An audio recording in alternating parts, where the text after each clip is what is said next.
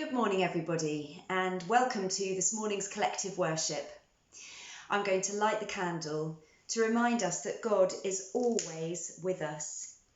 He is always present wherever we are, either me here at home, you in your school, in your classroom, but He never leaves us and He never forsakes us. The Lord is here.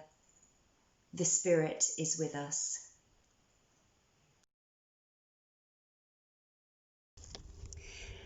This is all about patience. It's the fourth in our series of the fruit of the Spirit. I don't know what patience means to you, but for me, patience sums up waiting. We seem to have to wait for an awful lot of things in our lives. At the moment, we're waiting for the end of COVID. We're waiting for a vaccine for this disease. I had to wait for an awfully long time at the weekend to go into IKEA. The queue was a long queue, and then we had to wait a long time to actually buy the things that we'd wanted to get in the first place. Maybe you have to be patient with other people. Are there people that really annoy you and wind you up? Yeah? Well, maybe you just need to be patient with those people and listen to what they have to say. What about patience with yourself? Is there something that you want to get done really quickly? Is there a piece of work that your teacher set for you to do and you just wish that you could get it done now? But sometimes it takes a while to get it done and we have to wait. What are you waiting for at the moment? Perhaps there's a birthday party you're really looking forward to, presents to unwrap and people to play with. Maybe you know what's going to happen at tea time, you know what's there, and you're just so hungry at the moment. Or a great big fat slice of cake when you get home. Maybe you're looking forward to a journey. You're going somewhere at the weekend. Oh, it's a long time until the weekend. Or perhaps somebody you know is waiting for a child to be born. 9 whole months. Or maybe you're just waiting for playtime, looking at the clock. It goes by very slowly. Or maybe you're waiting for your turn to talk to the teacher or to play a game. Let's pause for a moment to think about those things that we find it difficult to wait for. What are you waiting for at the moment?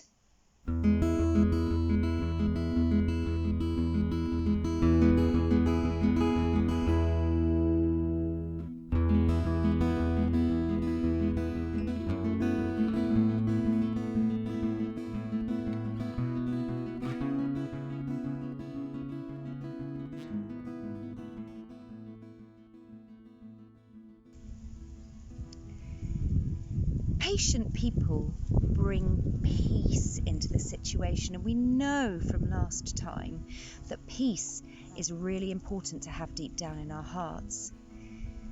But with that peace, we can be more patient with other people. We've already heard as well about the people that plant seeds and they wait for them to grow.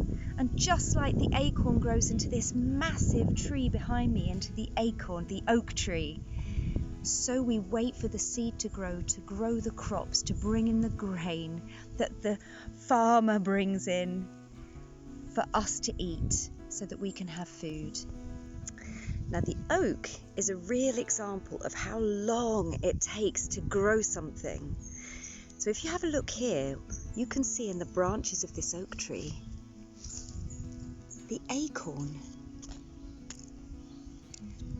There it is. And when that's planted in the ground, these are some of the oldest trees that grow in our country. There are so many oak trees in our country, but they have taken a long time to grow. And if you have a look at the size of this tree, this is where it comes from. This branch is over here, but look at where the trunk is. If you go up into the branches, very tall.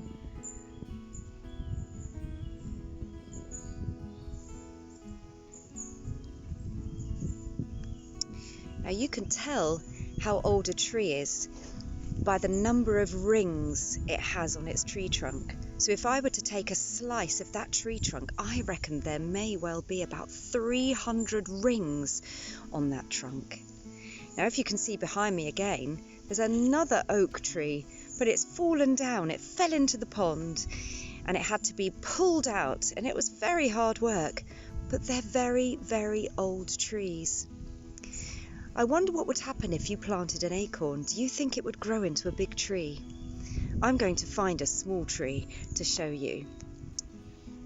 This is the smallest oak tree in the garden. It's not that big, is it? It's going to take a long, long time for this to grow to be a tall, tall oak tree like the others in the garden.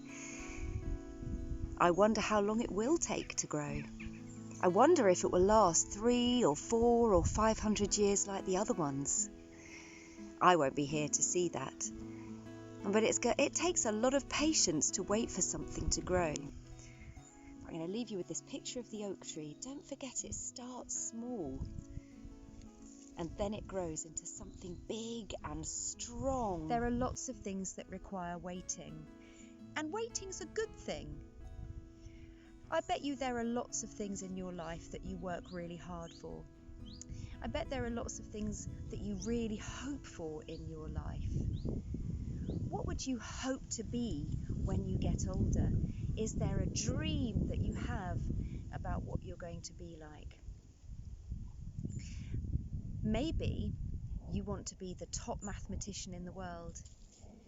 Well, the top mathematician has to practice and practice and practice, and they have to do an awful lot of work to make sure that they can do the maths well in their lives. You see, it doesn't take 3 seconds to do something well. It could take up to 10 years. 10 years to do something that is extraordinary. And the people that have done extraordinary things in their lives have practiced and practiced and have had an awful lot of patience. Now, there were 2 people in the Bible that I want to tell you about. They were called Simeon and Anna. Simeon and Anna were 2 older people in the Bible, and they had waited and waited and waited for the Messiah, the sovereign, the King of Kings, the Lord of Lords to be born, the person that would save them from the Roman Empire, the person that came to change the way the world worked. Now, they didn't know they were waiting for Jesus, but they were, and their Jewish faith had told them that the Messiah would come. There was a promise made a long, long time ago. They knew they had to wait for an awfully long time to get to that place. Simeon and Anna knew when they saw Jesus that this baby, this promised Messiah, had been born. So there are some things that you can do to make your patience get bigger and stronger. What about waiting for your turn until it's your turn to have a go, and waiting without complaining, waiting without moaning at someone else, waiting for your turn? What about in circle time, when you have a chance to speak? Maybe you're telling the teacher about the day that you had, or the evening that you had with your parents, or you want to tell them a story. Maybe you have to wait until it's your turn. In circle time, you have to learn to be quiet and wait for others to speak. Listen to what others have to say. Maybe in your family, there are lots of people that want to speak around the dinner table. Again, wait until it's your turn to speak. Listen to others carefully. Maybe you find it really hard to just wait, to just be patient, and you'd rather not. Well, I've got a very good solution. Why don't you go out, just as you would do in your forest school or in the countryside for a walk, hug a tree. Hug a tree. Sometimes there's only one thing that will do. Just do something that makes you a little bit joyful and jolly. Go find a tree and hug it today.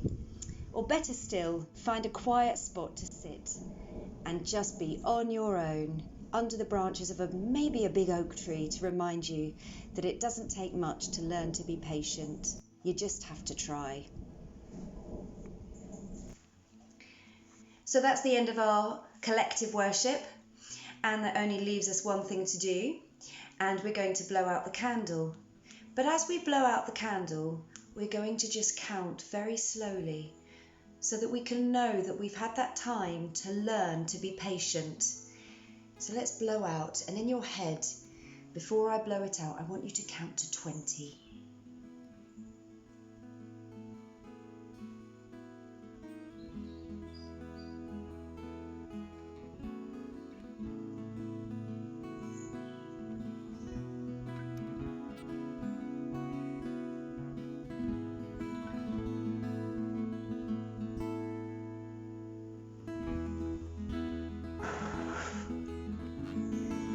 God bless you today, whatever you do.